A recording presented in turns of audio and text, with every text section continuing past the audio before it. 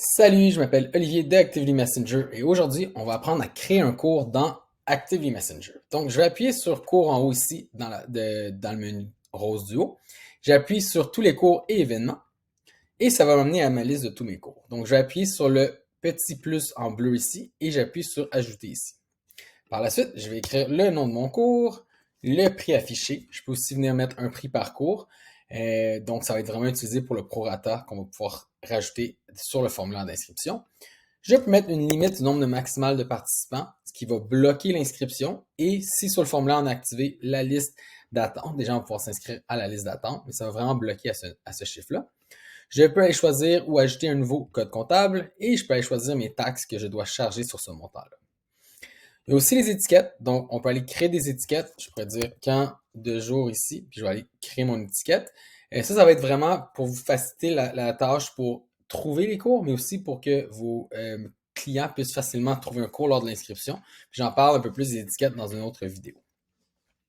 Par la suite, je peux rajouter une contrainte d'âge ici. Donc, je vais dire j'ai 6 ans et l'âge maximal est de 9 ans. Je pourrais choisir l'âge, je pourrais le faire par date de naissance. Je peux rajouter l'option de dire à la date du premier cours. Donc, on doit avoir cet âge-là à la date que le cours commence ou en cette date. Puis on peut même rajouter des notes. Donc, je vais garder sauvegarder ici. Je peux rajouter une description en appuyant ici et je peux aussi dire je veux faire le suivi de plusieurs entrées et sorties. Donc, on peut mettre le oui ici. Ça va permettre de pas seulement cocher quand la personne arrive, quand elle sort, mais aussi au milieu de la journée. Admettons qu'un enfant partirait pour le lunch, mais il est parti et est revenu pour le reste de la journée. Par la suite, je vais aller choisir un lieu. Je peux choisir ici ou créer un nouveau lieu. Donc, si je choisis le camp de jour ici, je peux aller le modifier, rajouter une adresse, rajouter une description et même une image. Par la suite, j'ai l'horaire. Donc, c'est un camp de jour. On va aller en juillet et on va dire ça commence lundi le 1er juillet. Ça, c'est la date. Après ça, j'ai l'heure ici qui est à 9 heures, disons, et c'est une durée de 7 heures. Donc, c'est à vous de programmer les paramètres. Par la suite, je peux aller rajouter des rangées pour faire ma semaine comme ceci. Je pourrais aussi par la suite aller rajouter des récurrences. Donc, admettons que c'était un cours qui était les vendredis, puis je l'avais besoin pendant 10 semaines. C'est un cours une fois par semaine, mais on peut aussi aller créer des récurrences pour vos cours à la semaine. Par la suite, si j'ai fait une erreur, je peux facilement venir appuyer sur modifier toutes les heures et les durées et venir mettre, admettons que le cours finalement il commence à 8h30 le 40 jours, je viens le modifier ici et ça va le modifier sur tous les cours. Même chose pour la durée.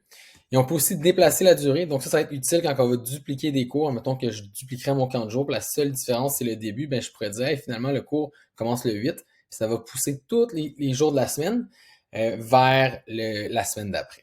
Donc, je ne vais pas le faire ici, mais ce serait comme ça qu'on pourrait déplacer la date et l'heure du début d'un cours. Je peux aussi ajouter un thème pour chacun des jours. Donc, il pourrait y avoir un thème ici qu'on rajoute. Ça va être montré au client et ajouté sur la facture aussi. Et par la suite, on peut tomber dans les périodes d'inscription.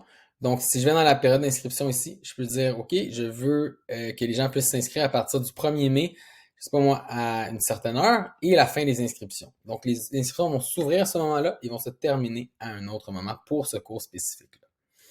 On peut aussi demander qu'il y ait un abonnement, donc un certain abonnement qui va, là j'en ai pas ici dans mon compte, mais on va pouvoir mettre un abonnement ici, qui va donner soit donner la possibilité à la personne de s'inscrire avec cet abonnement-là ou afficher un prix membre pour ces personnes-là aussi. Et par la suite, si jamais c'était un cours Zoom, on pourrait le lier à Zoom. J'ai une autre vidéo aussi pour ça. Puis dans mes rappels ici, on va aller programmer un rappel si on voulait qu'il y ait un rappel qui sorte avant chacun des cours, soit par courriel ou par SMS.